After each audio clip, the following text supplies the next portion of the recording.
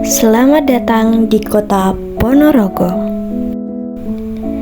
Di balik megahnya dedak merak, dentuman gamelan, dan gerakan para warok yang penuh tenaga, reog Ponorogo bukan sekedar pertunjukan seni tradisional.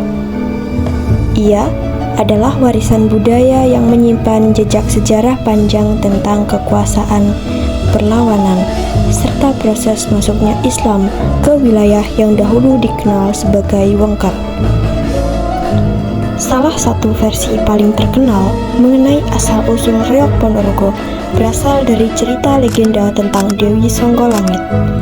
Ia adalah putri dari Kerajaan Kediri, kerajaan terbesar di Jawa Timur pada masa lalu. Dewi Songgolangit dikenal sebagai putri yang cantik dan bijaksana, sehingga banyak raja yang ingin mempersuntingnya.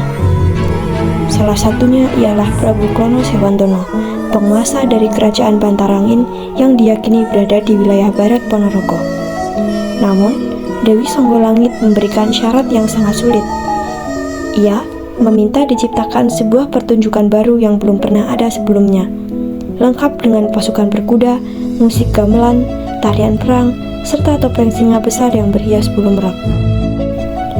Untuk memenuhi syarat tersebut, Prabu Klono Sewandono menciptakan pertunjukan yang kemudian dikenal sebagai bentuk awal reog. Dalam versi legenda ini, reog lahir sebagai simbol keberanian, kekuatan, kesetiaan, dan perjuangan cinta. Sejarah lain mengatakan, terdapat versi yang berkaitan dengan kondisi politik pada masa akhir Kerajaan Majapahit. Tokoh utama dalam versi ini adalah Ki Ageng Kutu, seorang pejabat kerajaan yang memiliki kedudukan sebagai Pujangga Anom.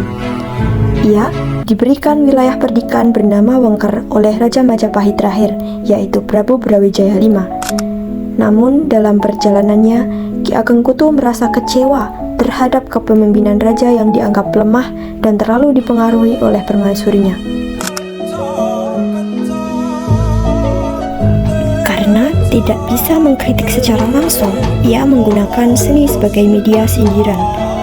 Ia menciptakan pertunjukan bernama Barongan.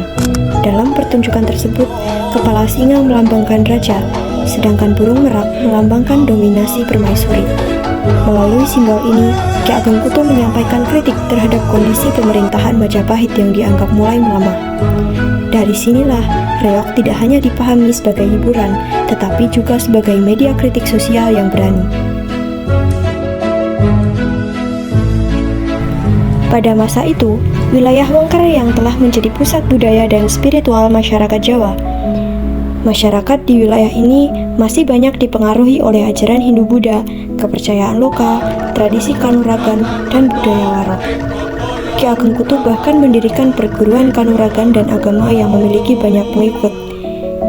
Para pengikutnya diajarkan tentang ilmu bela diri, kedisiplinan, moral, dan kesetiaan. Kesenian Barongan kemudian berkembang menjadi bagian penting dalam kehidupan masyarakat Wengker. Perubahan besar terjadi ketika kekuasaan Majapahit mulai melemah. Pada masa itu, kerajaan Islam mulai berkembang. Salah satunya adalah Kesultanan Demak. Dari kerajaan inilah diutus seorang tokoh penting bernama Batara Katong yang memiliki nama asli Raden Katang atau Lembu Kalikoro. Ia merupakan adik dari Raden Patah dan putra dari Prabu Brawijaya V. Batara Katong datang ke wilayah Wengker bersama dua tokoh penting, yaitu Ki Ageng Mirah dan Patih Sela Aji. Tujuan utama mereka adalah menyebarkan agama Islam, membangun pemerintahan baru, dan menata kehidupan masyarakat menjadi lebih baik. Dalam tradisi lokal, diceritakan bahwa sebelum memimpin wilayah Wengker, Raden Katong melakukan semedi di Telaga Ngebel. Telaga ini terletak sekitar 30 km dari pusat kota Ponorogo, dan hingga saat ini masih menjadi salah satu tempat wisata dan situs sejarah penting di kota Ponorogo. Dalam kisah tersebut, Raden Katong bertemu dengan Ki Ageng Mirah, seorang tokoh agama yang diperintahkan oleh ulama besar Jawa untuk menyebarkan Islam. Pertemuan ini menjadi titik awal masuknya ajaran Islam di wilayah Wengker. Ketika Batara Katong dan Ki Ageng Mirah mulai menyebarkan Islam, mereka menemukan bahwa kesenian Barongan sudah sangat populer di masyarakat. Namun, kesenian tersebut tidak dihapus. Sebaliknya, kesenian itu dipertahankan dan diberi makna baru. Nama Barongan kemudian berkembang menjadi reog. Dalam beberapa penafsiran, kata reog berasal dari kata Arab riokun yang berarti akhir yang baik atau husnul khotimah. Sejak saat itulah reog digunakan sebagai media dakwah.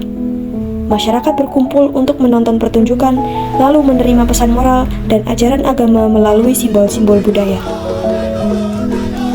Dalam pertunjukan reog, setiap alat musik memiliki makna simbolis tersendiri. Contohnya, kendang melambangkan kemampuan manusia mengendalikan hawa nafsu.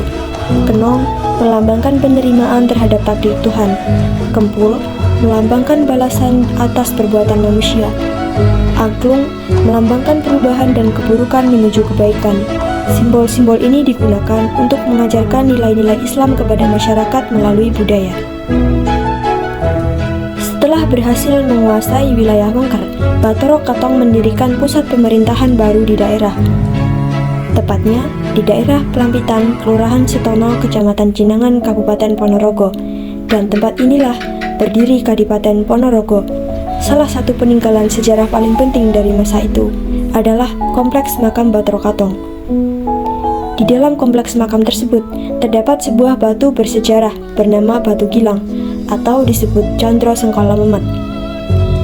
Dalam batu tersebut terdapat beberapa ukiran yang melambangkan huruf 1, 4, 1, dan 8 yang diyakini sebagai tahun 1418 Saka yang jika dikonversi adalah 1496 Masehi, di mana tahun ini kemudian menjadi sebagai dasar penetapan hari jadi Kabupaten Ponorogo.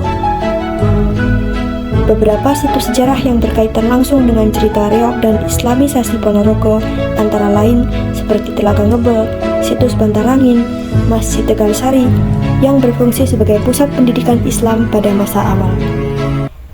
Situs-situs ini menjadi bukti bahwa cerita sejarah reog dan islamisasi Ponorogo bukan hanya cerita, namun memiliki jejak nyata yang masih dapat ditemukan hingga sekarang. Reog Ponorogo bukan hanya warisan seni tradisional, ia adalah saksi sejarah tentang perubahan besar dalam kehidupan tata masyarakat Jawa, dari masa kerajaan Hindu-Buddha menuju masa penyebaran Islam, hingga menjadi identitas budaya masyarakat Ponorogo saat ini. Setiap kali reog tampil di atas panggung, yang kita saksikan bukan hanya pertunjukan, melainkan menyaksikan sejarah yang masih hidup hingga hari ini.